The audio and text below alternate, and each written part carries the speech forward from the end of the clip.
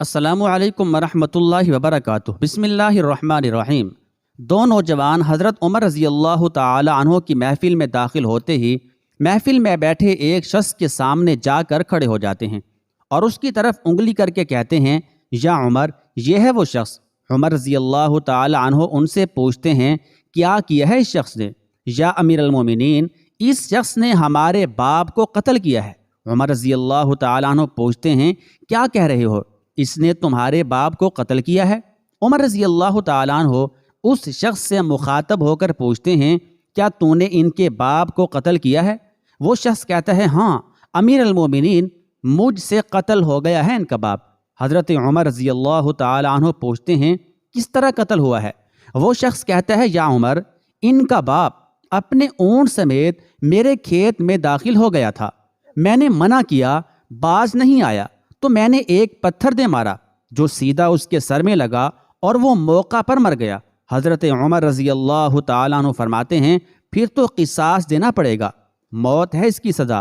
نہ فیصلہ لکھنے کی ضرورت، اور فیصلہ بھی ایسا اٹل کہ جس پر کسی بحث و مباحثے کی بھی گنجائش نہیں، نہ ہی اس شخص سے اس کے کنبے کے بارے میں کوئی سوال کیا گیا ہے، نہ ہی یہ پوچھا گیا ہے کہ تعلق کس قدر شریف خاندان سے ہے، نہ ہی یہ پوچھنے کی ضرورت محسوس کی گئی ہے کہ تعلق کسی معزز قبیلے سے تو نہیں، معاشرے میں کیا رتبہ یا مقام ہے۔ ان سب باتوں سے بھلا عمر رضی اللہ تعالیٰ عنہ کو مطلب ہی کیا؟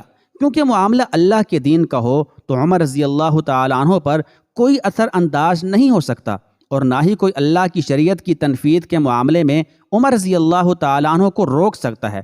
حتیٰ کہ سامنے عمر رضی اللہ تعالیٰ عنہ کا اپنا بیٹا ہی کیوں نہ قاتل کی حیثیت سے آ کھڑا ہو، قصاص تو اس سے بھی لیا جائے گا۔ وہ شخص کہتا ہے، اے امیر المومنین، اس کے نام پر جس کے حکم سے یہ زمین و آسمان قائم کھڑے ہیں، مجھے صحرا میں واپس اپنی بیوی بچوں کے پاس جانے دیجیے تاکہ میں ان کو بتا آؤں کہ میں قتل کر دیا جاؤں گا، ان کا اللہ تعالیٰ اور میرے سوا کوئی آسرا نہیں ہے، میں اس کے بعد واپس آ جاؤں گا۔ عمر رضی اللہ تعالیٰ عنہ فرماتے ہیں، کون تیری ضمانت دے گا کہ تو صحرا میں جا کر واپس بھی آ جائے گا؟ مجمع پر ایک خاموشی چھا جاتی ہے۔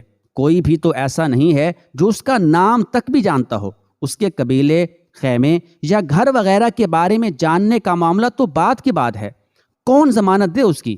کیا یہ 10 درہم کے ادھار یا زمین کے ٹکڑے یا کسی اونٹ کے سودے کی ضمانت کا معاملہ ہے؟ ادھر تو ایک گردن کی ضمانت دینے کی بات ہے جسے تلوار سے اڑا دیا جانا ہے، اور کوئی بھی تو ایسا نہیں ہے جو اللہ تعالیٰ کی شریعت کی تنفیذ کے معاملے میں عمر رضی اللہ تعالیٰ عنہ سے اعتراض کرے یا پھر اس شخص کی سفارش کے لیے ہی کھڑا ہو جائے، اور کوئی ہو بھی نہیں سکتا جو سفارشی بننے کا سوچ سکے۔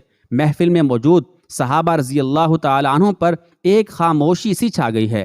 اس صورتحال سے خود حضرت عمر رضی اللہ تعالیٰ عنہ بھی متاثر ہیں، کیونکہ اس شخص کی حالت نے سب کو ہی حیرت میں ڈال کر رکھ دیا ہے۔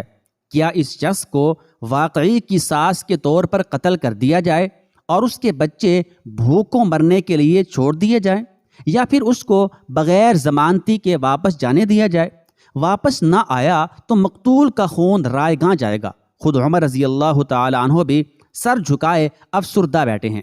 اس صورتحال پر سر اٹھا کر التجا بھری نظروں سے نوجوانوں کی طرف دیکھتے ہیں، معاف کر دو اس شخص کو۔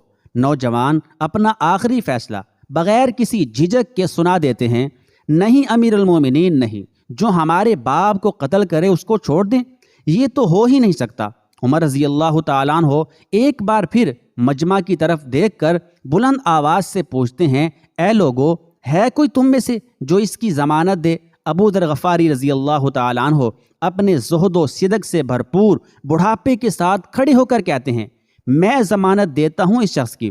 عمر رضی اللہ تعالیٰ عنہ کہتے ہیں، ابو ذر، اس نے قتل کیا ہے؟ ابو ذر رضی اللہ تعالیٰ عنہ اپنا اٹل فیصلہ سناتے ہیں، چاہے قتل ہی کیوں نہ کیا ہو۔ عمر رضی اللہ تعالیٰ عنہ سوال کرتے ہیں، جانتے ہو اسے؟ ابو ذر رضی اللہ تعالیٰ عنہ فرماتے ہیں، نہیں جانتا۔ عمر رضی اللہ تعالیٰ عنہ، تو پھر کس طرح ضمانت دے رہے ہو؟ ابو ذر رضی اللہ تعالیٰ عنہ فرماتے ہیں کہ میں نے اس کے چہرے پر مومنوں کی صفات دیکھی ہیں، اور مجھے ایسا لگتا ہے کہ یہ جھوٹ نہیں بول رہا، انشاءاللہ تعالی یہ لوٹ کر واپس آ جائے گا۔ عمر رضی اللہ تعالیٰ عنہ فرماتے ہیں، ابو ذر دیکھ لو، اگر یہ 3 دن میں لوٹ کر نہ آیا تو مجھے تیری جدائی کا صدمہ دیکھنا پڑے گا۔ ابو ذر رضی اللہ تعالیٰ عنہ اپنے فیصلے پر ڈٹے ہوئے جواب دیتے ہیں، امیر المومنین پھر اللہ مالک ہے۔ عمر رضی اللہ تعالیٰ عنہ سے 3 دن کی مہلت پا کر وہ شخص رخصت ہو جاتا ہے، کچھ ضروری تیاریوں کے لیے، بیوی بچوں کو الوداع کہنے، اپنے بعد ان کے لیے کوئی راہ دیکھنے، اور پھر اس کے بعد قصاص کی ادائیگی کے لیے قتل کیے جانے کی غرض سے لوٹ کر واپس آنے کے لیے، اور پھر 3 راتوں کے بعد عمر رضی اللہ تعالیٰ عنہ بھلا اس امر کو کیسے بھلا پاتے؟ انہوں نے تو ایک ایک لمحہ گن کر کاٹا تھا۔ عصر کے وقت شہر میں الصلاۃ جامعہ کی منادی پھر جاتی ہے، نوجوان اپنے باپ کا قصاص لینے کے لیے بے چین، اور لوگوں کا مجمع اللہ کی شریعت کی تنفیذ دیکھنے کے لیے جمع ہو چکا ہے۔ ابو ذر رضی اللہ تعالیٰ عنہ بھی تشریف لاتے ہیں اور آ کر عمر رضی اللہ تعالیٰ عنہ کے سامنے بیٹھ جاتے ہیں۔ عمر رضی اللہ تعالیٰ عنہ سوال کرتے ہیں، کدھر ہے وہ آدمی؟ ابو ذر رضی اللہ تعالیٰ عنہ مختصر جواب دیتے ہیں، مجھے کوئی پتہ نہیں ہے یا امیر المومنین۔ ابو ذر رضی اللہ تعالیٰ عنہ آسمان کی طرف دیکھتے ہیں، جدھر سورج ڈوبنے کی جلدی میں معمول سے زیادہ تیزی کے ساتھ جاتا دکھائی دے رہا ہے۔ محفل میں ہو کا عالم ہے، اللہ کے سوا کوئی نہیں جانتا کہ آج کیا ہونے جا رہا ہے۔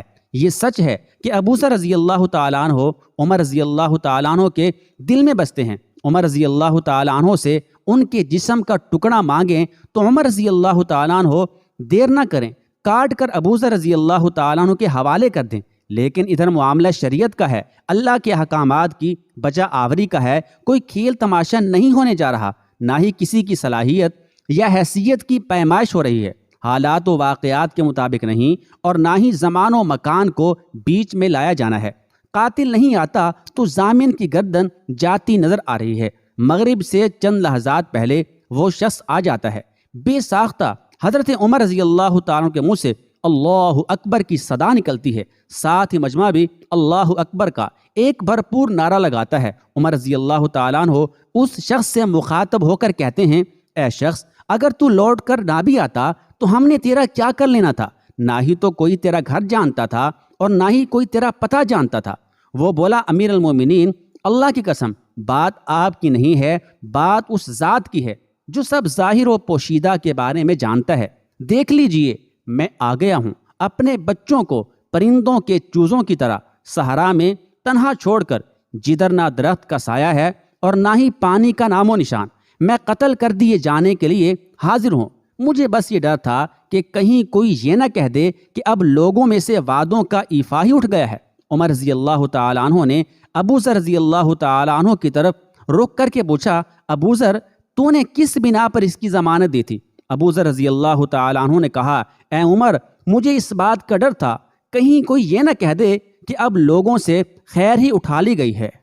حضرت عمر رضی اللہ تعالیٰ عنہ نے ایک لمحے کے لیے توقف کیا اور پھر ان دو نوجوانوں سے پوچھا، کیا کہتے ہو اب؟ نوجوانوں نے، جن کا باپ قتل ہوا تھا، روتے ہوئے کہا، اے امیر المومنین، ہم اس کی صداقت کی وجہ سے اسے معاف کرتے ہیں۔ ہمیں اس بات کا ڈر ہے کہ کہیں کوئی یہ نہ کہہ دے کہ اب لوگوں میں سے عفو اور درگزر ہی اٹھا لیا گیا ہے۔ عمر رضی اللہ تعالیٰ عنہ اللہ اکبر پکار اٹھے اور آنسو ان کی داڑھی کو تر کرتے نیچے گرنے لگے۔ فرمایا، اے نوجوانوں، تمہارے عفو و درگزر پر اللہ تعالیٰ تمہیں جزائے خیر دے۔ اے ابو ذر، اللہ تجھے اس شخص کی مصیبت میں مدد پر جزائے خیر دے، اور اے شخص، اللہ تجھے اس وفائے عہد و صداقت پر جزائے خیر دے، اور اے امیر المومنین، اللہ تجھے تیرے عدل اور رحم دلی پر جزائے خیر دے۔ آمین ثم آمین۔